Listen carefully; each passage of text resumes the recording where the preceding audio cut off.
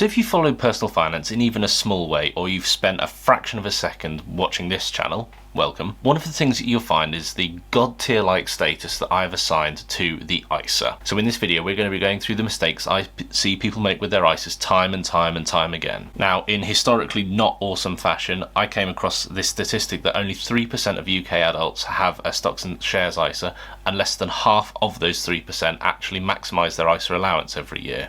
And so this has led me to create this series, a long running series on ISAs. We're going to be having a new video coming out every week, so make sure you subscribe so you don't miss anything. Job done, right? Wrong. Very wrong. As always, this is not necessarily financial advice, so make sure you're seeking the help of a qualified professional. First is making lump sum contributions. Now, this is an important one right off the bat. The new tax year comes around, they're very pleased with themselves that they drop whatever the amount is into their ISA.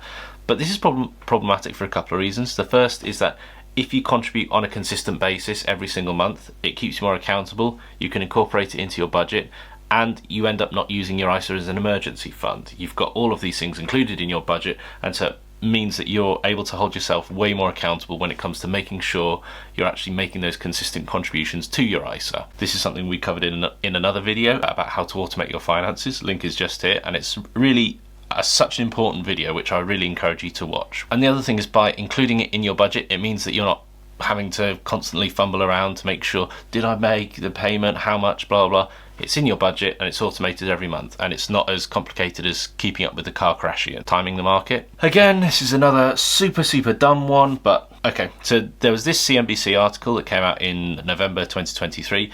The majority of those gains came in a 10-day period. Not all at once, not all clumped together necessarily, spread over the whole year so far. And so what this really highlights is the importance of time in the market rather than timing the market. And so, linked to the previous point, by making sure you're making these consistent contributions, you're going to be in a position where you're going to be able to capture the majority of those benefits. So don't try and be a trader. You're not a trader. There is plenty of people who are very well paid, very smart, went to the best universities and study this shit all day long, and they can't beat the market. So just be real. I don't do it, I just buy index funds. Time in the market will always beat timing the market, ignoring fees.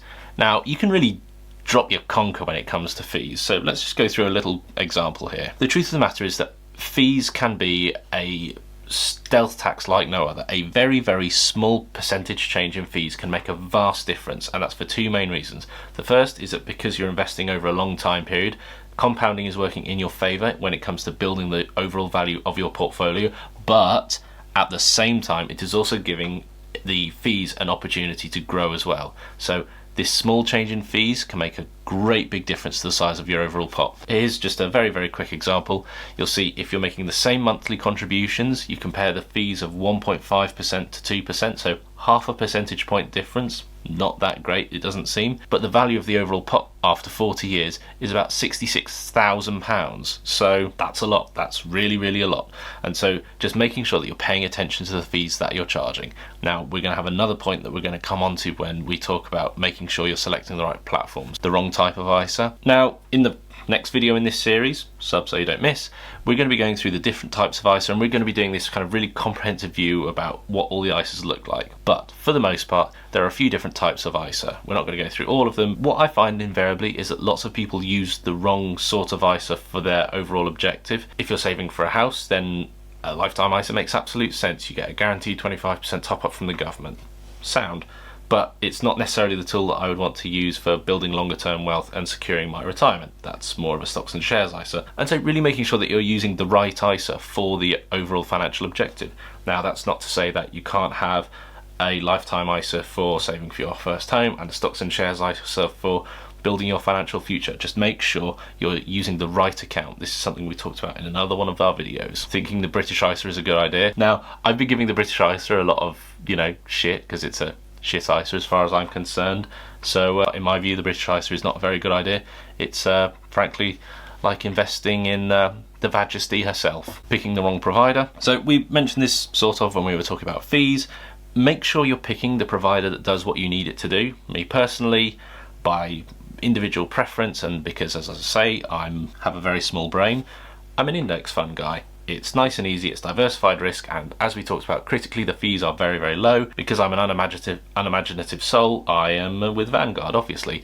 My S&P 500, the fees are 0.07%. Very, very low fees. But if you're someone and you want to maybe play around with buying individual shares or stocks, you want to do blah, blah, whatever, you want access to a whole plethora of additional options, just make sure you're really selecting an ISA provider that works for you. Make sure you're doing the right account for the right financial objective, but at the same time making sure you're choosing the right provider for that ISA. Saving instead. In this high inflation environment that we've found ourselves in for the last few years, one of the things to come out of it is higher interest rates, much higher interest rates when you compare to the historical averages of recent years. But at the same time, as is with all things in economics, there's two sides to this coin. People's mortgage costs have gone up, people's credit cards have gone up, but savers get more from their money. But you still have to have vast sums of money in a savings account in order to breach the savings allowance, which is dependent on what income tax bracket you find yourself in. It's on the screen now. I think it's £1,000, it's £500, and then it's nothing.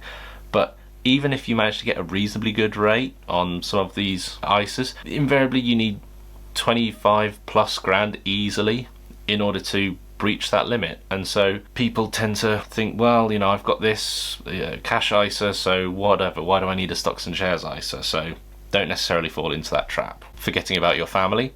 Now, I'm not talking in a David Cameron type situation where he left his kid at a pub or something, but this is something that we talked about in our most recent video. But the truth of the matter is that if, for example, it's you, your partner and 2 kids, you have about 58 grand of ISA allowances between the 4 of you.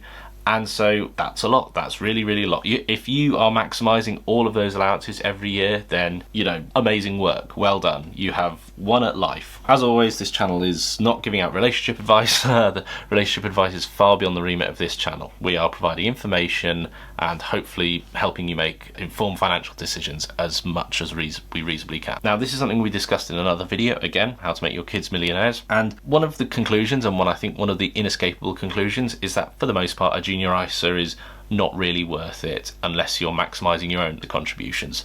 But, and this is an important caveat that I would include in this, the reason why people say that is because one of the drawbacks of a junior ISA is that if you put money into it, then you can't access that money. And then when your kid turns 18, it goes from being in your name to being in their name, and it converts to a stocks and shares ISA. Not taking the plunge. Now, this is absolute flypaper for knobheads, but some people just say, well, you know, the ISA allowances might change, they might tax them, they might do this, they might do that. And all of that is true to some degree. But the truth of the matter is you can't make investment decisions based on a whole series of possibilities. You have to make the best decisions you can with the information you have at the time. There was lots of talk that Jeremy Hunt in the last budget was going to change the ISA thresholds, or he was going to change the limits or the allowances, and he didn't. And so if you were someone who held off putting money into an ISA, then, you know, the S&P has been on a pretty good tear since then, so you would have missed out on all of those gains. Now, if and when the legislation does change, or if it does at all, work with the information that you have at the time and don't be an armchair quarterbacker, whatever a quarterbacker, not appropriately managing your risk.